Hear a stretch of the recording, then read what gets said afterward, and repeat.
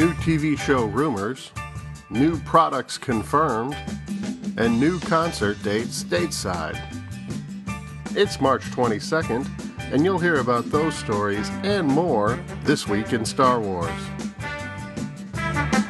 This Week in Star Wars is your source for new and noteworthy developments in the galaxy far, far away.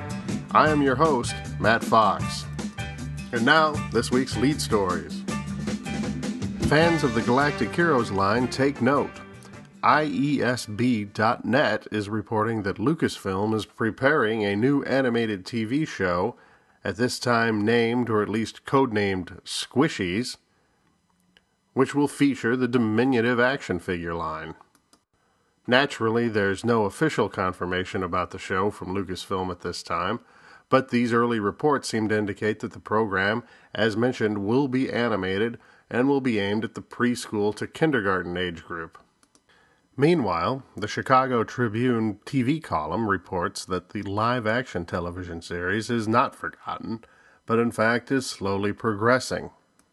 According to the story, a representative of Lucasfilm told the Tribune columnist that Lucas and producer Rick McCallum are still reviewing scripts for the television show.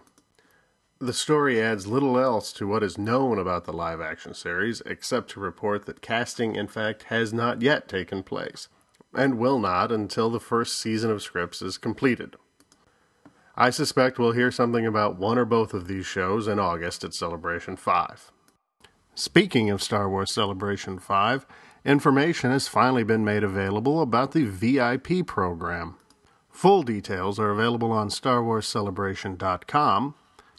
A quick summary of the program indicates that there are going to be two levels of VIP, the Jedi Knight package and the Jedi Master package. The Jedi Knight package clocks in at $350 and is limited to only 250 subscribers.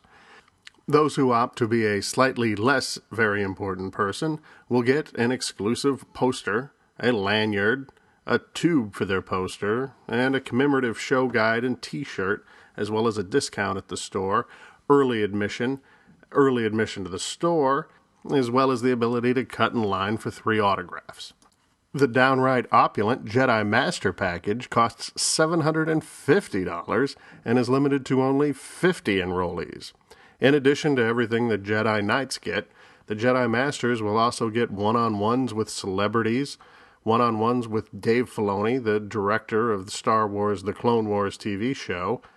Jedi Masters get to cut in line for 6 autographs, and even though they get that same early admission to the store, who cares, because they also get a personal private shopper to go and buy everything they need from the store on their behalf, and then deliver it to their hotel room. And they get a hat. And while both those programs sound enticing, I'm holding out for the Emperor's Club level.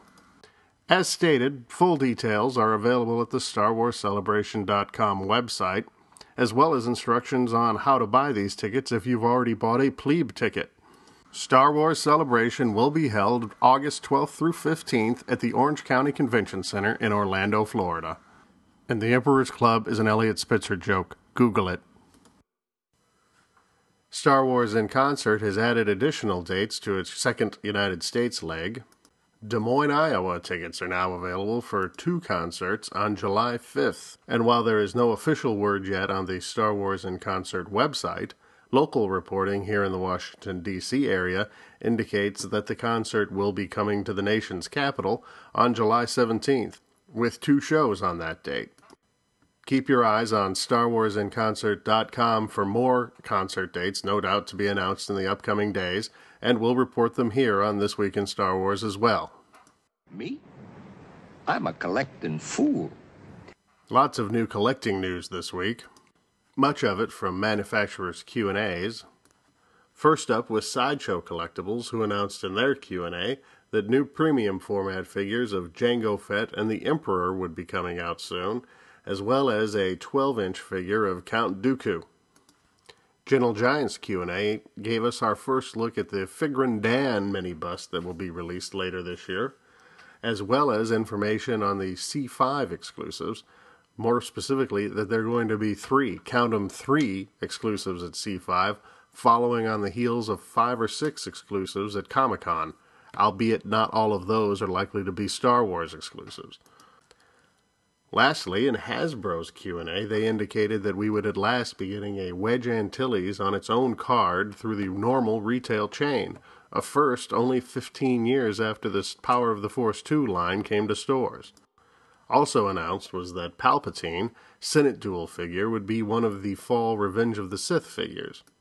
Soon after that Palpatine figure was revealed in the Q&A, however, the contents of the entire Revenge of the Sith wave were announced on JediTempleArchives.com. They will consist of the aforementioned Palpatine/Darth Sidious figure, Anakin Skywalker, Clone Trooper, Obi-Wan Kenobi, General Grievous, Magna Guard, and Commander Cody, as well as a Sand Trooper from A New Hope. No word on which exactly of those figures will be repacks or repaints and which will be new sculpts entirely. Gamers out there should keep an eye out in early April for a new entry from THQ for the iPhone and the iPod Touch. Lightsaber duels will allow owners of the iThings to compete against each other in new, improved lightsaber duels using Bluetooth connections. THQ, who published the earlier Star Wars titles, including The Force Unleashed, Star Wars Trenchlun, and the original lightsaber app, Lightsaber Unleashed, says that in addition to being able to customize your lightsaber, as in a Lightsaber Unleashed, but this time you'll also be able to play music as you duel with your friends, and generally make a spectacle of yourself. New episodes of The Clone Wars returned to the Cartoon Network last Friday with the episode Senate Murders. Episode 16 of Season 2, entitled Cat and Mouse, will air this Friday, March 26th, and promises to return us to the planet of Christophsis, last seen in Episode 16 of Season 1, The Hidden Enemy, and featured prominently in the opening scenes of the Clone Wars movie.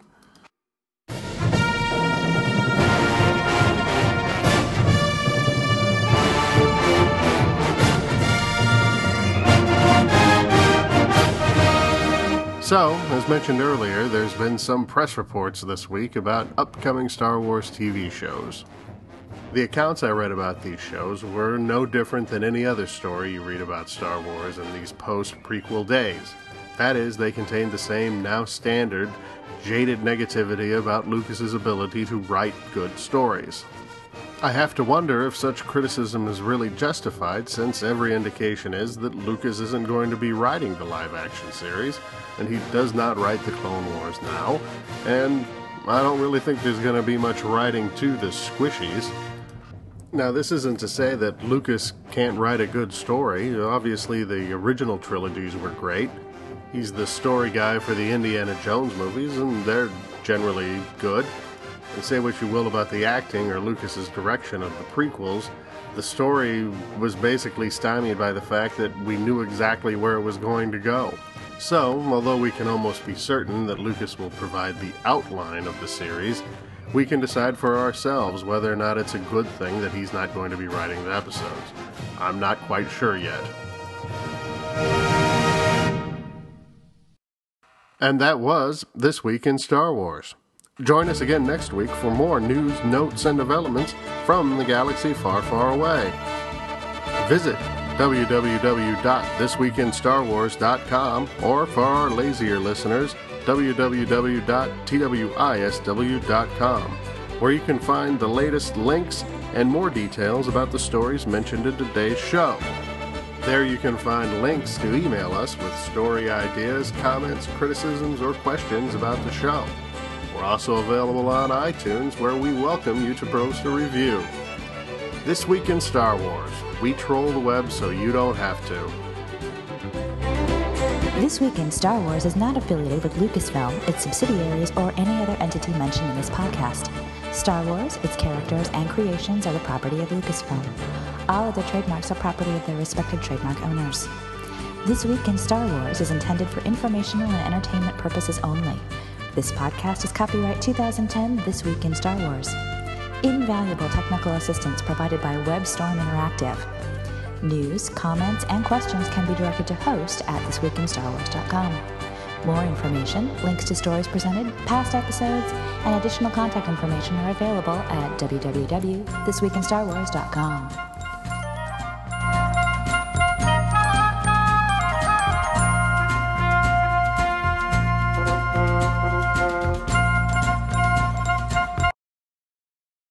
No more for me, thanks. I'm driving.